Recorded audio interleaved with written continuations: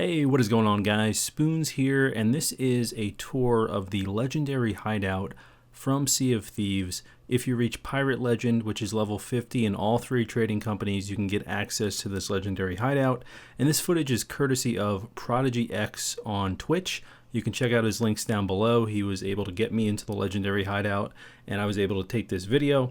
And I also do want to mention that there are a few times in this video where it lags a bit, and I apologize for that. That's actually due to my recording, but you should get a great idea of what the legendary hideout's all about here. I go to all the shops, I show you guys everything, inventories, things like that that you can expect in the legendary hideout.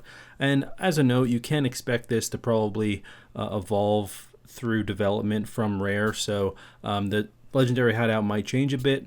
But without further ado, please enjoy the legendary hideout.